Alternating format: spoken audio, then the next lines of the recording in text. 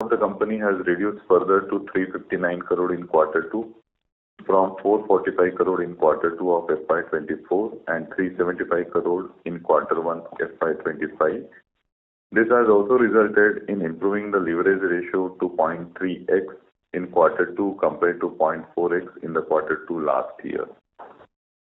The working capital cycle continues to be managed efficiently. The cash conversion cycle is down to 2 days to 80 days in Q2 FY25, while it is higher by 7 days compared to the sequential quarter Q1, mainly due to planned increase in the inventory.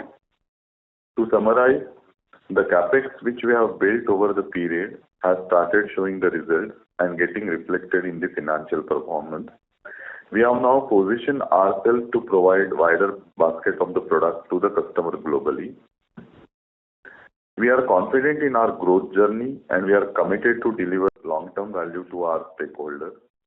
With this, we now open the floor for question and answer session. Thank you. Thank you very much, sir. We will now begin the question and answer session. Anyone who wishes to ask a question may press star and 1 on their touchtone telephone. If you wish to remove yourself from the question queue, you may press star and 2. Participants are requested to use handset while asking a question. Ladies and gentlemen, we will wait for a moment while the question queue assembles.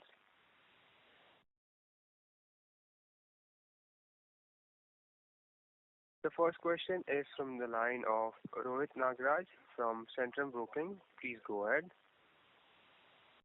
Thanks for the opportunity and congrats on a good set of numbers. So first question is on the engineering business. Now, given that the pigment business has been showing robust growth in terms of both top line as well as margins, do we have now plans, and given that we have now going for acquisition of UBAC, are there any plans of hiving off the engineering business given that's dragging the overall margins and performance? Thank you. So, thank you for your question, sir. It's a great question.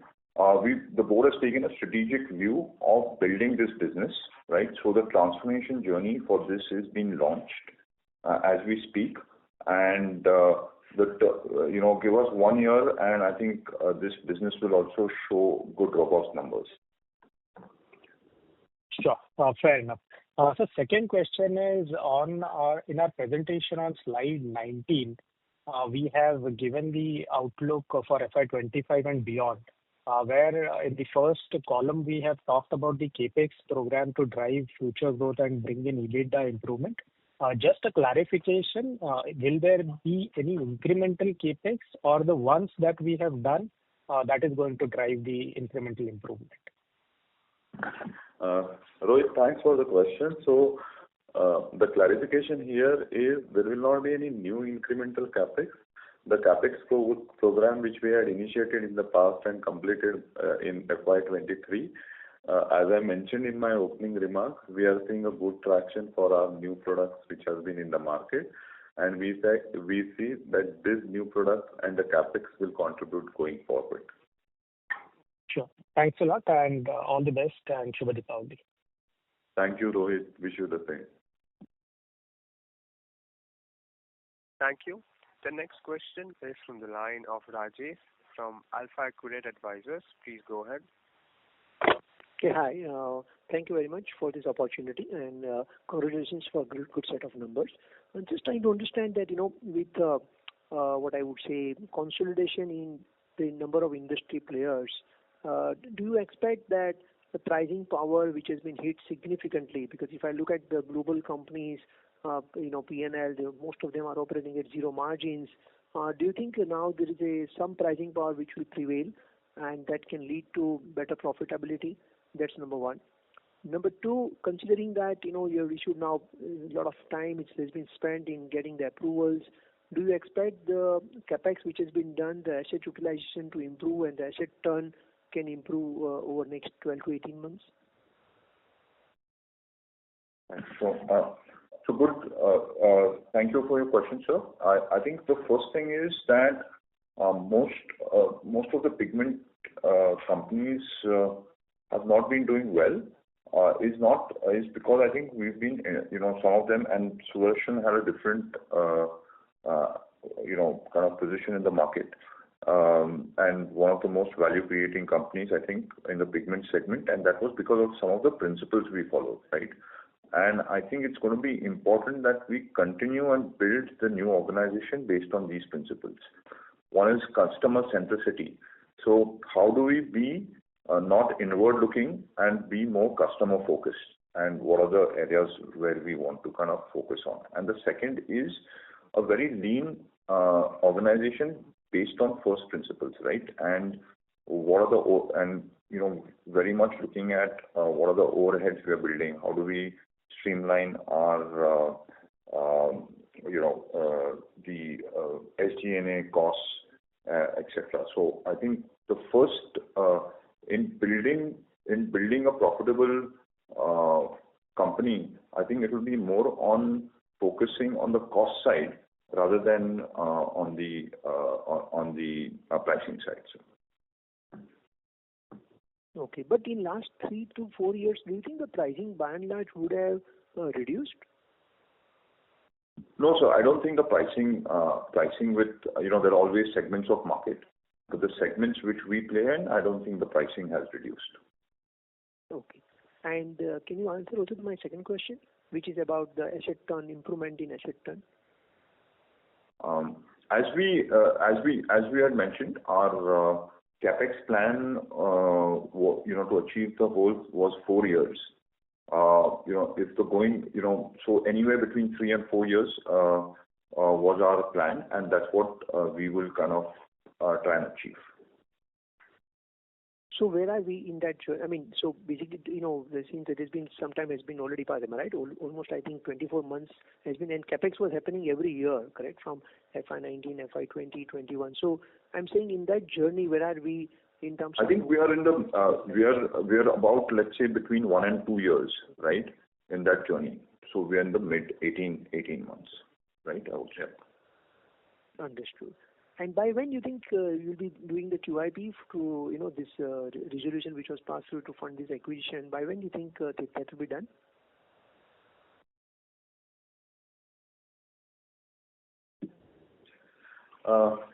So the QIP related, the procedure will be followed as per the regulatory guideline. Okay. Got it. No, basically my question was by when you think the raising will be done. That's my question. Sorry to interrupt, Mr. Rajesh. Could you please come back in the question queue for further questions? Sure, no problem. Thank you. Wish you all the best. Thank you. The next question is from the line of Archit Joshi from B&K Securities. Please go ahead. Hi, good morning, sir. Thanks for the opportunity and season's greetings to all of you. I have 2 questions.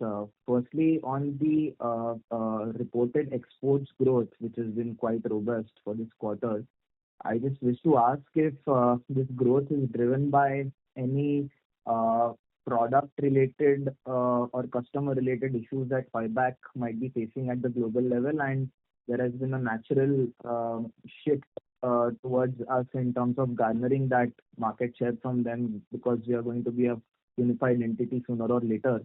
Or is there any other green shoot in a particular industry or segment that we are witnessing, which is the reason why there has been a strong export growth?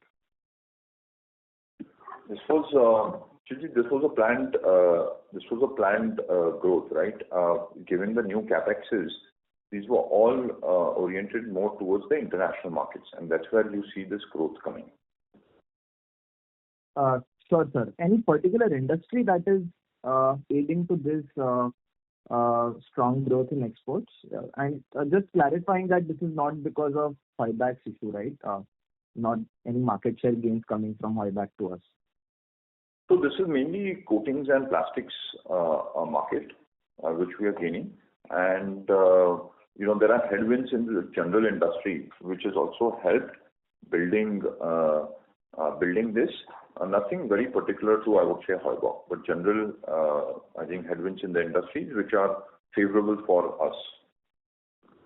Got it. Got it, sir. So my second question is on the capital structure. I think from what we heard from you all during the last con call is that we need somewhere close to 900,000 crores of incremental capex for refurbishments, legal costs, etc.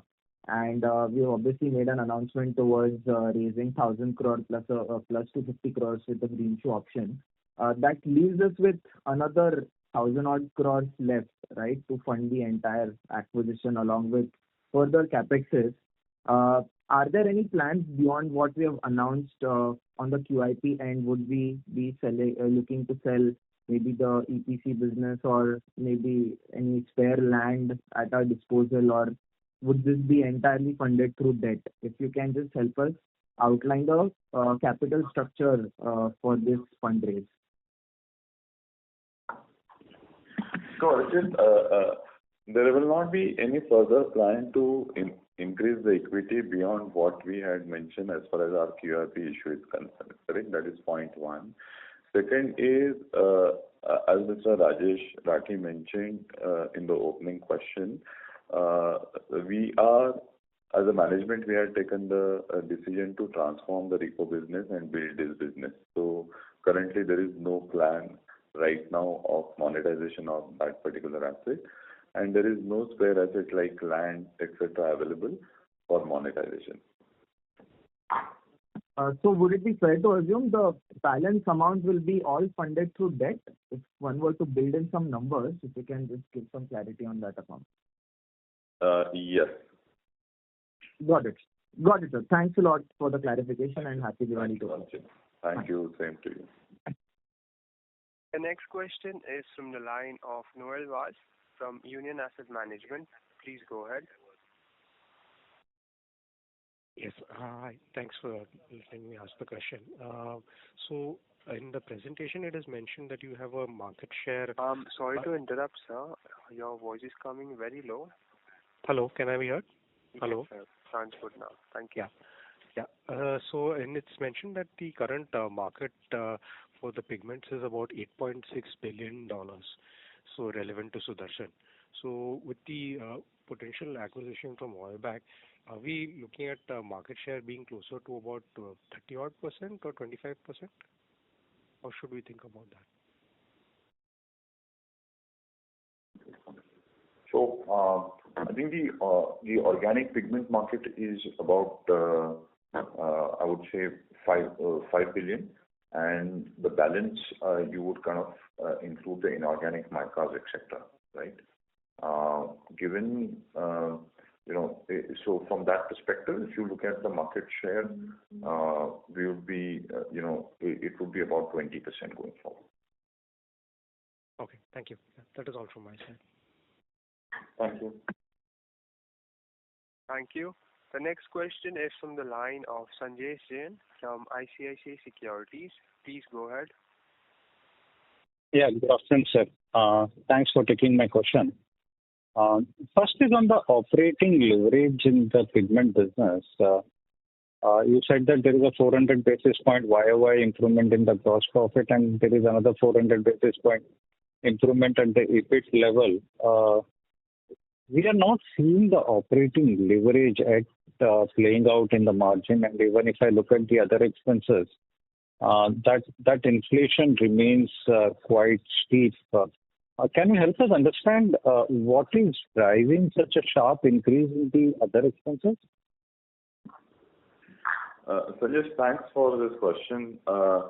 So if you look at the other expenses, it is a combination of 2-3 cost levers. One is the manufacturing related cost, second is the selling variable related cost, and the small portion remains is on the admin or fixed cost. Predominantly, this other expense has been on a higher side as far as the manufacturing and selling variable cost is concerned.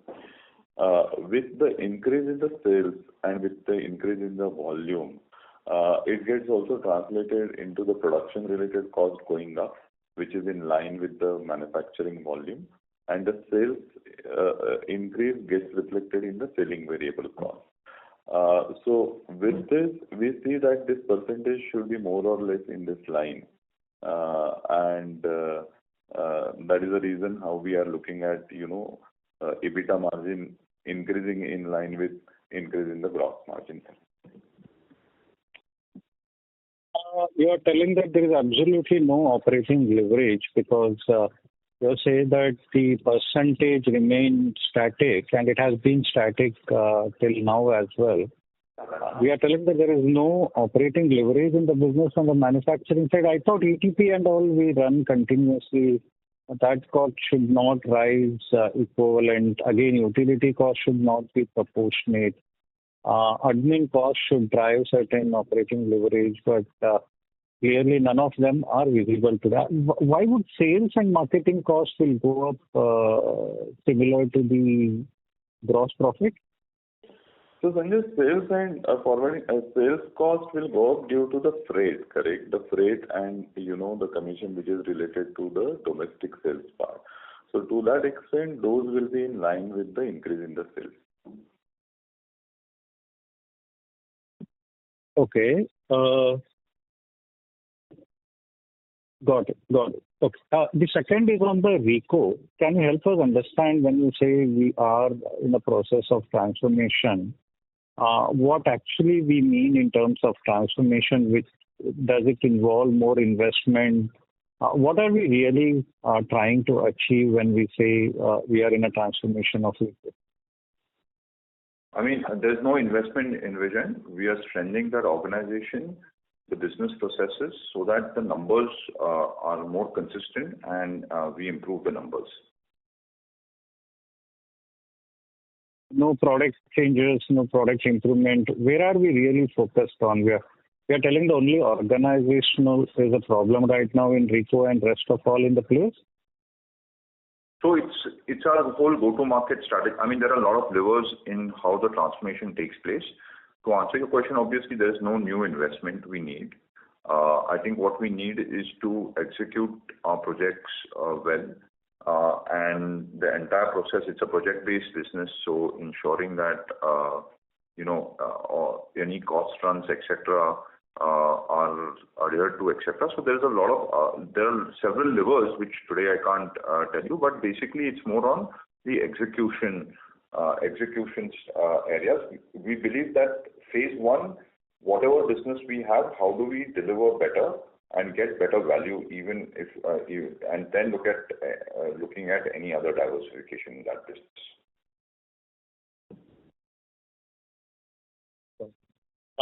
Great. Thanks for those elaborate answers and best of luck for the coming quarters. Thank you. Thank you, Sanjay. Thank you, sir. The next question is from the line of Dhavan Shah from Alpha Accurate Advisors. Please go ahead. Yeah, thanks for the opportunity, sir. So my question is on the export side. I think you mentioned that, because of the better growth in the coating and plastic, we did some good revenues in the export business. So I just wanted to understand, I mean, is this largely because of the inventory filling in the system due to restocking, or is it like the genuine demand in the end segment? And how do you see, inventory and the demand situation for our type of pigment in the export business? Just to clarify, sir, I didn't say that the markets are growing. I said our capex projects aim to deliver. This was what we aim to deliver through our capex projects, right? And transformation of our sales, area, right? So that is that was the crux area, and our capex program is now started delivering, which was focused mainly on the coatings and plastics area, and that's where we are seeing growth. So exports were for the products which were, we were not manufacturing earlier, and the competitors were there in the international business. So we are getting the market share of those products. Is that correct? Absolutely. This was the synthesis of the whole getting into more specialities and doing the whole capex program, right? The whole. And what is the market size of this coating and plastic in the international business, and how much would be our addressable market? And based on 750 crores of capex what we did, how much revenue do you expect from these two verticals in the export business?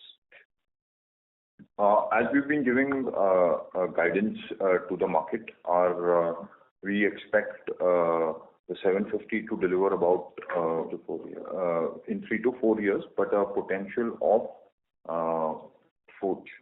about 2x, right? 1,500. About 1,500, right? Okay. And how much of that have we already done? I mean, at what this 360 odd crore kind of the revenue denotes the how much asset turn at this moment, if you annualize it, because there was earlier base business also was doing some revenue, right? Like we said, we are into this process, to acquire the 100% utilization. We would take 3 to 4 years. We have crossed. We are on the mid mark. We've completed about 18 months in this journey. Got it, sir. Got it. Okay. Thank you. Thank you so much, sir. Thank you. The next question is from the line of Rohit Nagraj from Centrum Broking. Please go ahead. Yeah, thanks for the follow-up. In our, there is an exceptional item regarding the fees related to a transaction. So, have we accounted for all the fees, or will it be, carried forward over a period of time till the entire transaction is not consolidated? And what could be the quantum for the same? Thank you.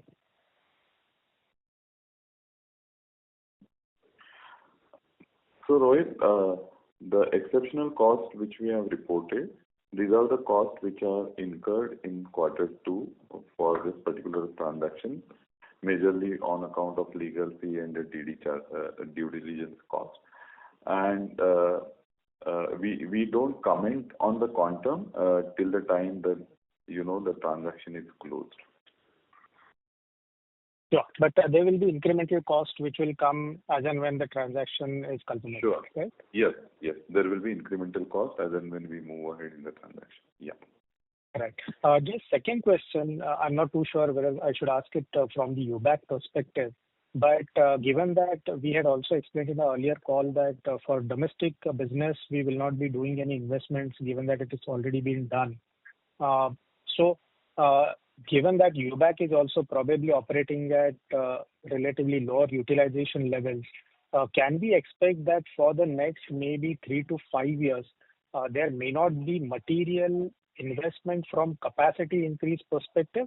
However, it could be primarily because of maybe some refurbishment and maybe some maintenance cost associated to UBAC facilities. Thank you. Absolutely well said, sir. At least 3 years, we don't see any major capex coming in. And as we mentioned, some of these capexes would be whatever capexes in the 3 years would be regular in nature in terms of maintenance, etc. Right. Thanks a lot, sir. Thank you. Thank you, Rohit. Thank you. The next question is from the line of Jignesh Kamani from Nippon Mutual Funds. Please go ahead. Hi. Just on the specialty segment. So if you take about export grew by around 44%, and generally export is slightly more, you can say, heavy on the specialty segment versus domestic. But if I look at the specialty and the non-specialty growth, both is around 26%. So why export higher growth is not reflected in the higher growth rate in the specialty? So we are selling more of a non-specialty in export this time? Hello? Yeah, just a second. Yeah. The growth is...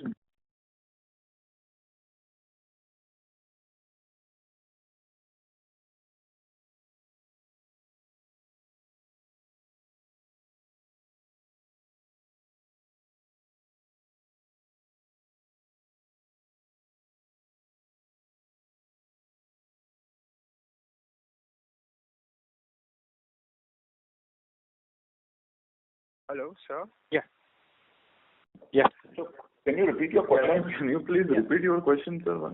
So export grew by over 44% for us, and generally export is very heavy on the specialty compared to the, you can say, non-specialty mix. But when I look at the specialty and non-specialty growth, it is almost 26%. There is no additional higher growth in the non-specialty. So Just want to understand, we sell more of the commodity grade in the export, you can say, because specialty growth is not reflective of export growth. No, sir, I think the specialty growth for exports is good too, because it's all capex driven. In second one, the operating leverage, which earlier you can say synthesis are. So if you take about based on the EBITDA margin and the gross margin you mentioned on the pigment division, we used to have a close to around 160 crore kind of quarterly cost, or you can say, overhead, I can say, last quarter, which increased to close to around 210 crore this quarter on the pigment division. So almost 26% growth in the overhead cost, you can say. And even if you compare QOQ, it is almost 12% increase in the cost. So why the you can say the overheads and everything is increasing drastically in pigment division? So first of all, it is not the overhead. So if I see the quarterly numbers, the consolidated number for the other expenses which I mentioned, which is the combination of the manufacturing, selling and other costs, is at 176 crore compared to 158 crore. So it is not the number which you are referring. And as I mentioned, that majority of this part is linked with the manufacturing production activity as well as the sales activity. Since we have seen growth in the sales number, which also gets translated in our production volume and the utilization, we see the cost getting increased in that line. But so just like your pigment sale is grown up by around 26% YOY, while your overhead is grown by 26% YOY. So there is no benefit of leverage, you can say. So sir, it is not the overhead again. So it is the expenses which are related to the freight, commission, the manufacturing cost related, expenses. So it has been in line with the increase in the sales price. So incrementally also, whatever the growth in the revenue, we will see similar kind of growth in this cost item also, right? To some extent, yes. What you are saying is to some extent, yes. Understood. Thanks a lot. Thank you. The next question is from the line of Aditya from Security Investment Management. Please go ahead. Yeah, hi sir. Thanks for the opportunity. So this 26% growth which we are witnessing in our pigment division, what would be the share of volume and price mix for this 26% growth?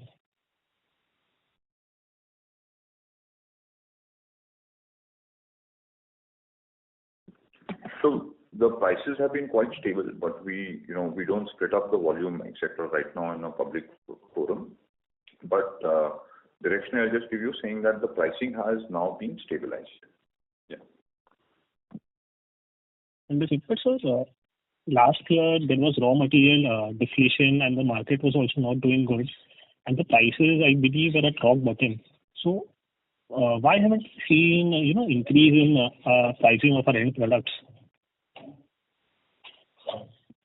We're not able to follow your question, sir. But last year, there was raw material deflation which was impacting the end prices, and the market was also not doing that great, because of which the end product prices for our products were quite low. So we haven't seen any improvement from those low prices. The prices of raw materials remain to be the same, sir. I've not understood. Why are you assuming that the prices have increased? Also, this strong growth which you have witnessed is majorly due to volumes only. Yes. Understood. And so this strong volume growth, this is majorly because we have gained market share from our competitors, or the end market has also started improving in the export markets? As I explained earlier, sir, that our whole capex investment was for specialty products targeted towards the global coatings and plastics market, right? And that's playing out now, right? So I think that's the question which, yeah.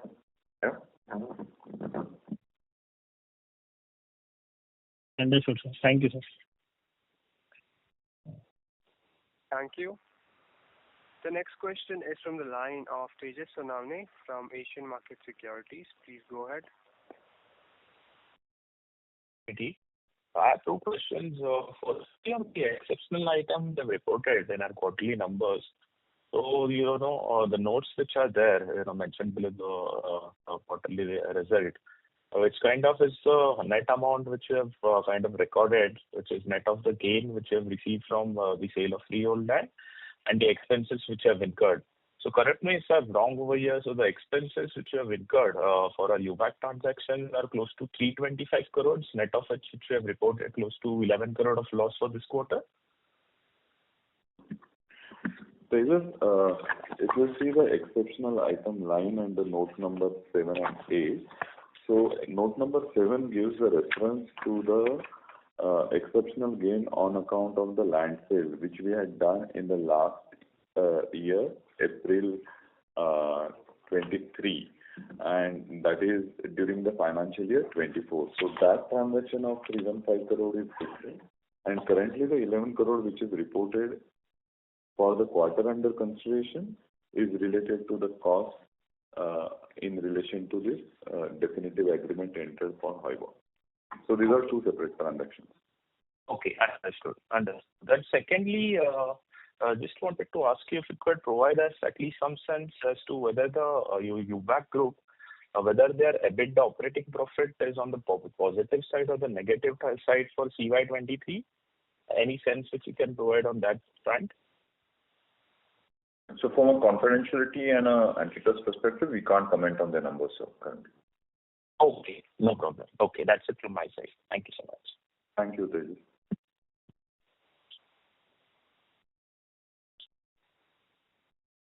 Thank you.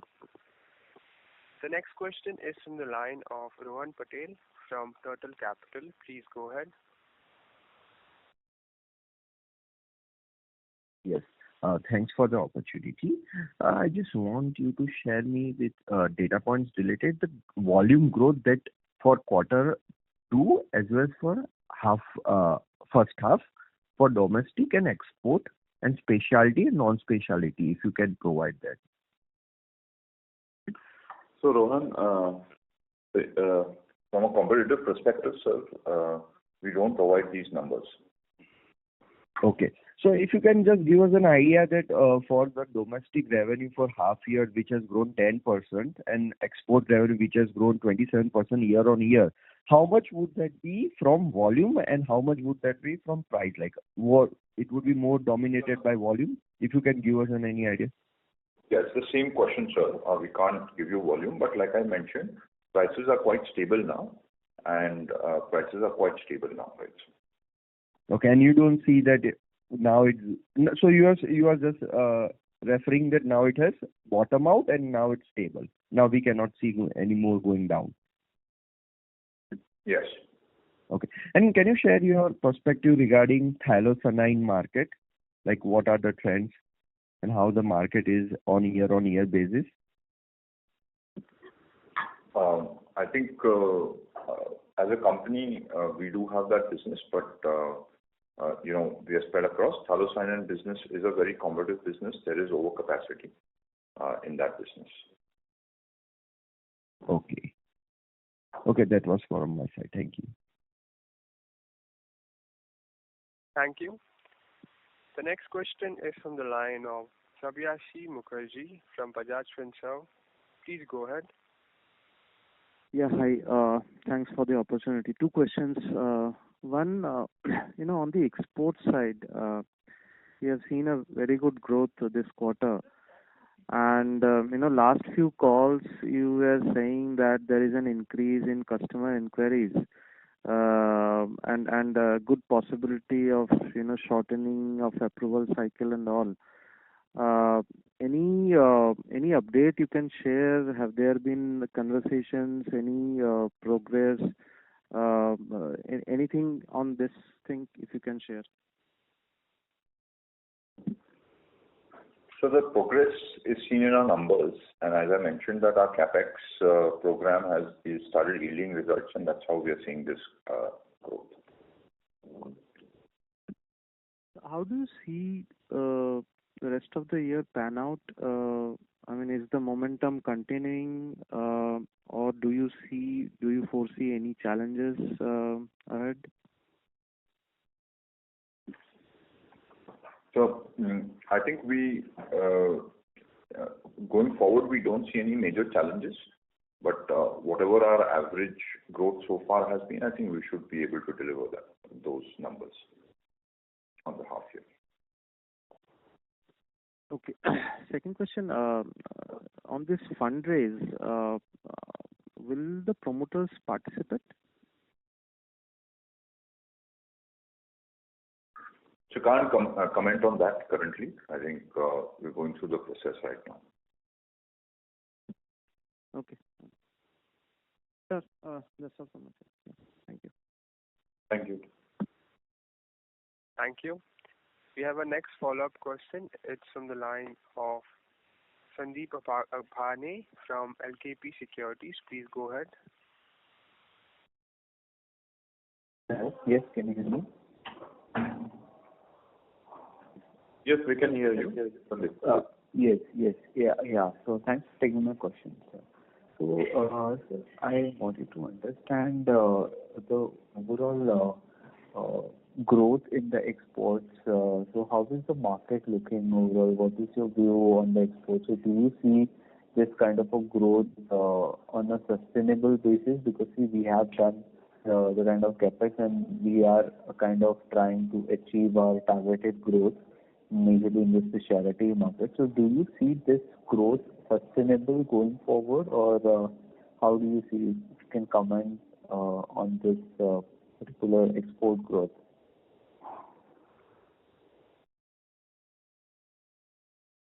So I think so. The question is that as I mentioned, the new capex program. There is some echo in the line.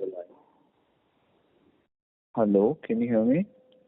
No, we can hear you. But there is echo in the line. The organizer to check because there is some echo in the line.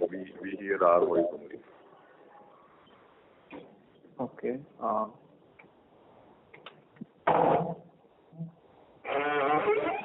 Steve, can you check the line connection? Yes.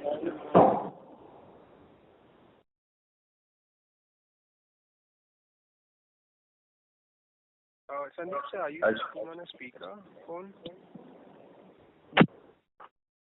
Hello? Yes, Hello? sir, I'm there.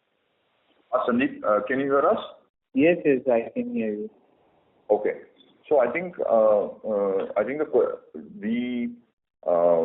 capex program is yielding good results. I think a lot of our customers are looking at have been very initial trials are over. We have commercialized a few businesses. Going forward, we do expect growth in terms of, I would say, in the between somewhere in the teens, in the mid-teens numbers going forward too, and I think that's how we should be able to do. Okay, that's helpful. And secondly, I wanted to know the kind of revenue target which you had earlier given during your capex plan, that you will be achieving between 3,200 to 3,600 crore kind of a revenue for the next by 26 and 27. I just wanted to understand, you're already almost inching up towards 3,000 crore kind of a revenue for Sudarshan. So are we expecting a faster reach towards that target in the next coming 1 or 2 years? How do you see only on the Sudarshan's part, like standalone basis? On the standalone basis, sir, our guidance was that the 750 crore revenue should give us about 1,500 crores between 3 to 4 years of time. Since the Europe market and some of the other markets are recovering slightly, somewhere between 3 and 4 years we should achieve it. Okay. And this last question I wanted to understand, when would we expect the integration of Hoiberg and Sudarshan in terms of the financials? By when we can expect that? I think the closing should happen somewhere in our Q4 quarter, right? Q4. And after the closing, the integration process will begin. Okay. Thanks so much. That's very helpful. Even waiting to hear. Okay. Thank you. The next question is from the line of Dhavan Shah from Alpha Accurate Advisors. Please go ahead. Yeah, thanks for the follow-up, sir. So my question is again on the export side. You mentioned that we did CapEx of roughly 750 odd crore and the peak revenue would be 1,500 odd crore. So out of that, what would be, the share of this coating and plastic in the overall pie? And if you can share, the global market size out of this $5 billion of the global market, addressable market, what would be this coating and plastic market? Or maybe what could be our addressable market for our products in those two segments? So I think the majority of this 1,500 should come from coatings and plastics, right? The rough thumb number I don't kind of recall, but about, I would say, $3.5 billion should be the market for the coatings and plastics. And the products what we are selling right now, out of this $3.5 billion, what could be the market? I mean, there are other competitors are also selling, right? So if you can club it up, what would be the market of those products which we are selling right now? As I mentioned, sir, overall basis, there are a few chemistries which we don't do for the coatings and plastics. So, but I mean, we are covering majority of the spectrum of the market. There'll be exceptions, but overall perspective. So out of this $3.5 billion of global market. Mr. Dhawan, sir, could you please follow up in the question queue? Further questions. Yeah. Thank you.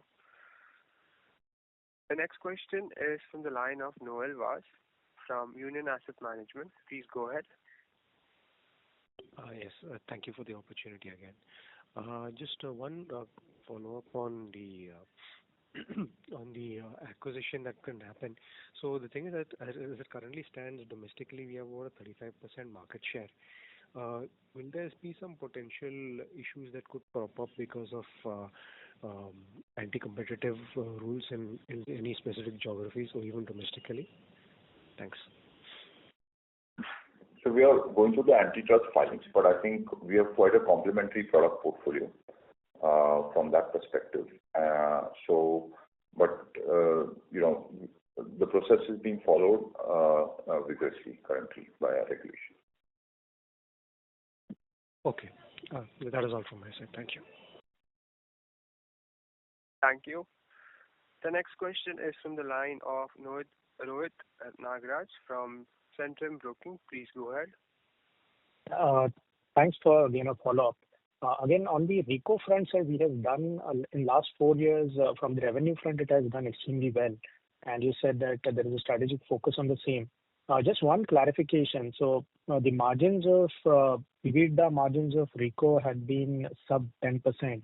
So is it possible that once it attains a particular size and based on our strategy, it can reach the margins of the pigments business, or will it be always a lower margin business than the pigment business? Thank you. So the first phase is to get into the low teens and have it consistent, right? So that our processes are robust. So I would kind of look at it from a first phase of this. The second phase, whether we can go in the mid-teens, etc. I think that answer we can't give today, sir. But first focus would be that to reach there. Well, thank you so much. Thank you. Ladies and gentlemen, that was the last question for today's conference call. I would now like to hand the conference over to the management for their closing comments. Thank you, Steve. Thank you, Nilesh Dur and Dolat Capital, and thank you participants for your time and interest in Sudarshan Chemicals. We remain confident in the long-term prospects of our business and we look forward to engaging with you again in future. And we also wish all of you a very happy and prosperous Diwali. Thank you. On behalf of Daulat Capital, that concludes this conference. Thank you for joining us, and you may now disconnect your lines. Thank you.